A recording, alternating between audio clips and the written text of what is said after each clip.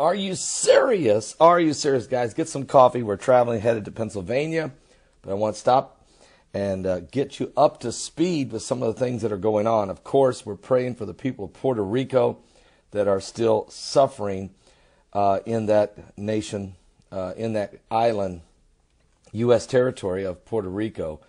And our hearts go out to all of you. And pray for Turks and Caicos, because right now Hurricane Maria is bearing down on top of that island of Kirks, that whole island area there of Turks and Caicos.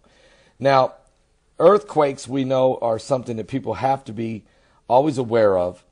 And there is a report. I just checked the earthquake map. Looks like things are settling down a little back to about normal, which is about 30 earthquakes in the last 24 hours. Praying for all the folks in Mexico from both quakes that they had that were so devastating. And the fact that we've had all of these catastrophes, Hurricane Harvey, Hurricane Irma, Hurricane Jose, Hurricane Maria, Hurricane Max, Hurricane Katia. Right now there's others that are forming off the coast of Africa.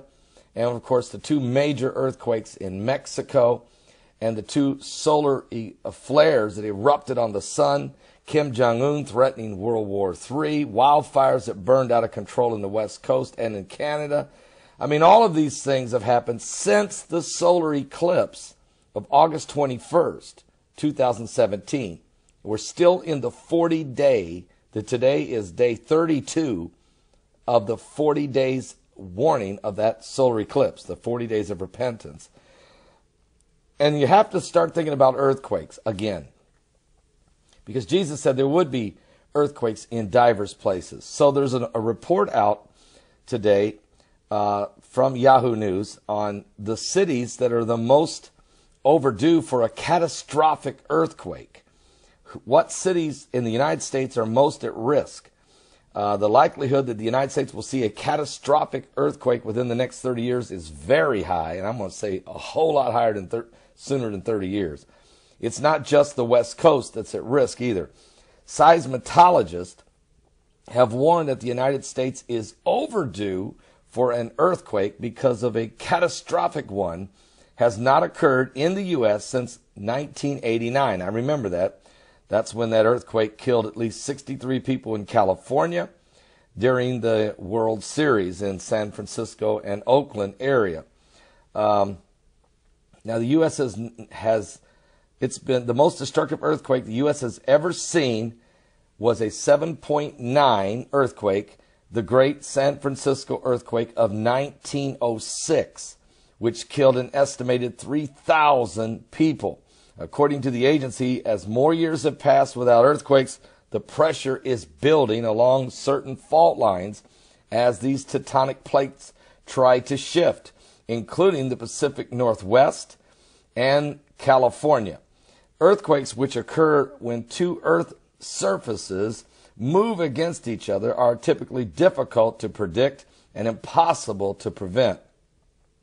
But the United States Geological Survey maps out high-risk zones based on seismic and geological data that take into account when and where these earthquakes occurred in the past, among other measures, to help predict the future events that are coming, according to some experts and research geophysicists at the U.S. Geological Survey.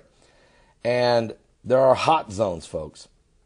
And the highest hot zones is all along the West Coast, from the southern tip of California all the way through along the coast of Oregon and Washington. Also, there's some hot zones out in Idaho, especially up around the super volcano at Yellowstone. But then, really, Alaska's got some hot zones, and so does Hawaii. But a real hot zone is the New Madrid fault line, just right around St. Louis, Missouri, Memphis, Tennessee, on down, right along the Mississippi River, right at the tip of southern Illinois area. That whole area right in there is just, it's right along the Tennessee border, the Arkansas border, the Missouri, southern Missouri,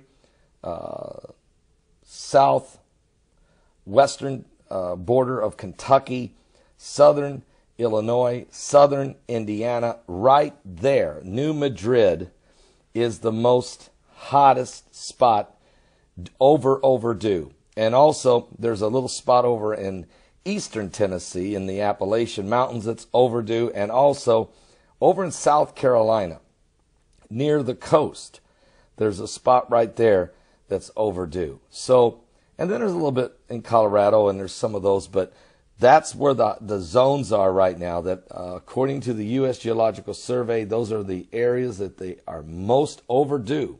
It's the whole coast, west coast, and New Madrid. And so our prayers go out to everybody that live in those areas, because obviously, for New Madrid, there was two massive earthquakes, 1811 and 1812, and then it's been silent. I mean, we're talking 205 years. So, again, Jesus said there would be earthquakes in diverse places, but these would just be the beginning of sorrow. So, you look at all the apocalyptic events that have been going on. We're still in the 40-day window. We've seen the hurricanes, and we've seen the solar flares, and we've seen the earthquakes in Mexico. But we really don't know what may happen in the next 8 days of this 40-day warning. Will Kim Jong-un fire off a nuke? He just said he was going to teach the deranged President Trump a lesson for his speech, that we would have to pay a price for that. We don't know what that means. We know he can fire missiles, and I noticed he fired 2 missiles over top of Japan and nobody shot him down. We talk about how we can shoot him down, but we didn't shoot him down. What does that mean? And so there's just a whole lot on the table right now, a lot of concern. Iran said they're going to go forward and beef up their missile defense systems and their missile capabilities. They don't care. And so, I mean, seriously, we're in a different world now. We're in the last days. We're in the end times. You need to just take a deep breath. Don't walk around in fear. The Lord hasn't given us a spirit of fear, but be aware of the things that are happening. Make sure you tell your family they need to start looking to Jesus Christ, need to understand the times we're living in. We can't ignore it. It isn't going to go away. We're living in the last days. And the joy of Jesus Christ is still the greatest gift that you can receive if you'll give your life to Him. Walk in peace. Walk in the blessing. But be aware that these are the last days. I'll be back with more current world events and how they relate to biblical prophecy. Don't miss today's live broadcast. Starts at 12 noon Eastern, live in just a few minutes. God bless.